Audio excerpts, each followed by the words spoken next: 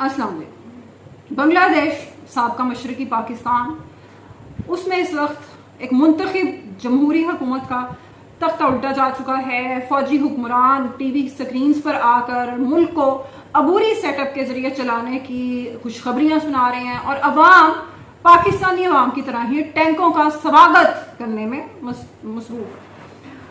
असल में हमारा ये जो खित्ता है ख़ास तौर पे साउथ ईस्ट एशिया, जिसमें पाकिस्तान, बांग्लादेश, श्रीलंका, हिंदुस्तान, भारत बल्कि अब हम उसे कहेंगे, अफगानिस्तान, ईरान, ये जितने भी मुल्क हैं, यहाँ पे जितने भी मुसलमान हैं, इनका इस्लाम अक्सर खतरे में पड़ जाता है।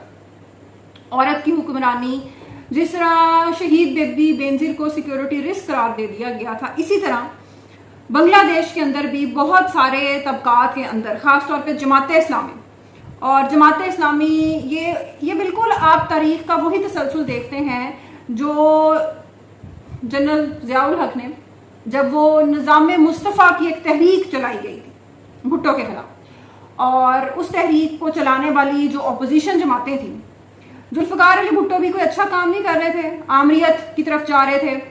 2 सूबों में जो मुंतखब हुकूमतें थी नैब की, नेशनल अवामी पार्टी, उनको उन्होंने पाबंदी उस पर लगा दी थी, लोगों को जलावतन होना पड़ा, पनाह लेनी पड़ी। उसी तरीके से हसीना वाजिद साहिबा भी एक डिक्टेटरशिप के रास्ते पर जा रही थी, जो दुनिया के बहुत से बड़े जमहूरी मुल्कों में, चाहे जिस तरह आप अमेरिका की मिसाल ले लें, और वैसे तो हमारा मुल्क भी, पाकिस्तान भी उसमें शामिल था एक ज़माने में। अच्छा, तो वहाँ पे ये जो एक पाबंदी मौजूद है अमेरिका में कि एक शख्स 2 बार वज़ीर आज़म नहीं बन सकता, किसी इस तरह के आईनी ओहदे को अपने पास नहीं रख सकता, ये जमहूरियत के लिए बड़ी ज़रूरी है। आप अगर तुर्की का देखें तो तैयब जो अर्दगान है, उन्होंने भी ये शर्त ख़त्म करके अपने एक जो जमहूरियत के लबादे में आमरीत थी उसको दबाम बख्श दिया। कुछ इसी किस्म के हालात का शिकार हुई हसीना वाजिद साहिबा। और हमारी पाकिस्तान को तो आप जानते हैं, पाकिस्तानी तो बंगालियों को गद्दार समझते हैं, तो पाकिस्तानी चैनल्स को एक मौजू मिल गया। बलोचिस्तान पश्तून इलाके में जो मसला चल रहे हैं, कुरम एजेंसी में जो मसले हैं, पारा चनार में जो चल रहा है, उन सब से तवज्जो हटाने के लिए एक मज़ेदार, एक चटखारेदार एक मौजू मिल गया। ओए होए वाह वाह, बांग्लादेश में इनकलाब आ गया।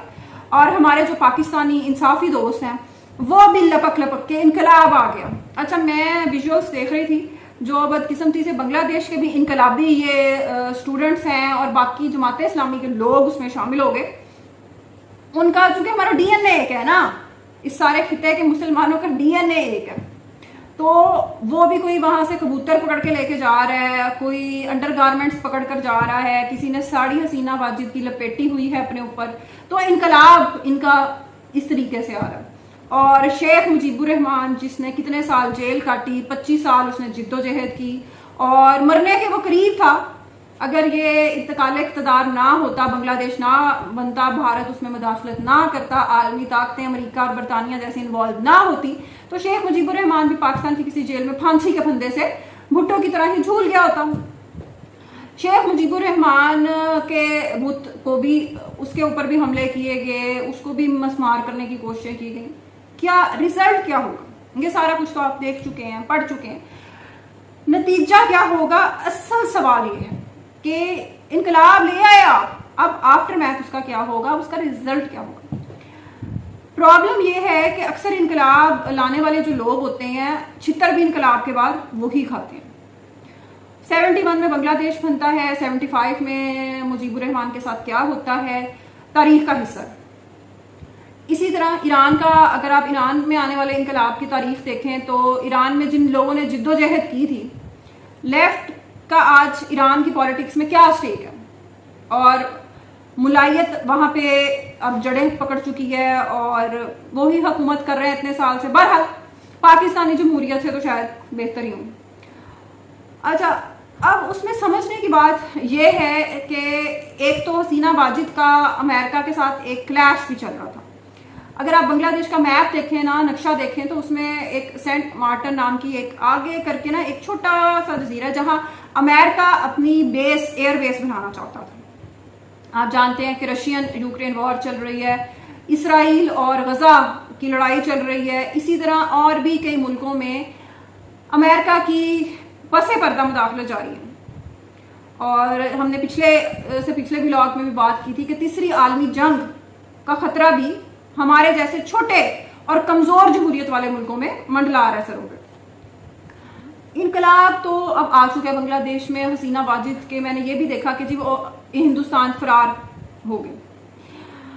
آپ کے جو انقلابی پاکستانی انقلابی ہیں وہ کیا کیا کچھ کرتے رہے ہیں میرا خیال ہے مجھے بتانے کی ضرورت نہیں. 9 مئی کے جو اکثر ماسٹر مائنڈ تھے جس طرح مراد سعید, قاسم سوری, زلفی بخاری, مونس الہی, یہ سارے تو باہر بیٹھے ہوئے ہیں. تو آپ لوگوں کو, پاکستانیوں کو کم از کم حسینہ واجد کے ملک سے جانے پر آپ لوگوں کو جھکتے لگانا نہ بنتا ہے. انقلاب بنگلہ دیش میں آ چکا ہے, لیکن انقلاب کے بعد جو آمریت اب دستک دے رہی ہے دروازے پر, وہ بہت خطرناک ہے. آپ جانتے ہیں ڈکٹیٹرشپس ہمیشہ عالمی طاقتوں کی فیور میں ہوتی ہیں. ضیاء الحق سے ایک فون کال پر ڈیل کرنا امریکہ کے لیے بہت آسان تھا, اور اتنی بڑی پارلیمنٹ اور صوبائی حکومتیں اور جھنجھٹ اور کھچ عوام سے, اس سے وہ بہت بہتر تھا. وہاں بھی ایک جنرل صاحب اقتدار میں آ چکے ہیں. ہمارے جنرل ضیاء الحق صاحب آئے تھے اور انہوں نے کہا تھا 77 میں کہ میں تو 90 دن میں انتخابات کروا دوں گا, اور وہ انتخابات پھر 11 سال تک نہیں ہوئے, جب تک ان کے پیارے میں رکھے ہوئے آموں کی پیٹی نہیں پھٹ گئی. تو انقلاب اب کتنے عرصے بعد جائے گا یہ فیصلہ تو اب فوجی کریں گے. بنگلہ دیشیوں نے فوجی ٹینکوں کا ویلکم تو انہوں نے بہت کیا ہے, خوش آمدید بہت کہا ہے, لیکن میں اس کا اختتام اسی پر کروں گی کہ جو بدترین جمہوریت بھی ہے نا, وہ ایک بہترین آمریت سے بہتر ہوتی ہے. پاکستان نے مشرف کا دور بھی دیکھا ہے, پاکستان نے ضیاء الحقیت بھی دیکھی ہے, یحییٰ خان, ایوب خان, ساروں کے دور دیکھے. ایک مصنوعی ڈالر کا فلو, کیونکہ تینوں کے دور میں جنگیں چل رہی تھی, تینوں کے دور میں امریکہ ہم پہ ڈالر پھینک رہا تھا. ایک آرٹیفیشل آپ کو مارکیٹ اکانومی فلرش کرتی نظر آتی ہے, لیکن اس کے بعد جو بھوک آتی ہے نا, کیونکہ آپ کو کمانے کی, ملک کو چلانے کی عادت ہی نہیں رہتی. تو بنگلہ دیش میں ابھی جو کچھ ہوا ہے, میرا نہیں خیال کہ وہ کسی بھی طرح خوش آئند اور دھرنے یا حملوں کے ذریعے حکومتیں گرنی چاہیے, بالکل بھی نہیں. میں اس سے اتفاق ہرگز نہیں کرتی. پاکستان تحریک انصاف نے سبابی میں ایک چھوٹی سی جلسی کی, اس کی کئی ویڈیوز آج کل سوشل میڈیا پر وائرل ہیں, اور چلیں پختونخوا کی حد تک کہ انہوں نے کچھ اپنی پریزنس شو کر لی. اس میں حماد اظہر صاحب نے فرمایا کہ میں پنجاب میں آؤں گا اور پنجاب میں جی میں اب لیڈ کروں گا. شیر افضل مروت سے ان کے اختلافات کی بنیادی وجہ یہی تھی کہ وکیل ہونے کی وجہ سے, اور صرف وکیل نہیں, ان کے پیچھے جو وکلا کی سیاست کی طاقت کھڑی تھی, اس کی وجہ سے انہیں گرفتار کرنے سے حکومت ہے یا پولیس ہے وہ خوف زدہ رہتی تھی. ایک بار گرفتار کیا گیا ان کو بھی, خرم لطیف کھوسا صاحب کو بھی کیا گیا, لیکن ان کو کچھ ہی گھنٹوں کے بعد رہا کر دیا گیا.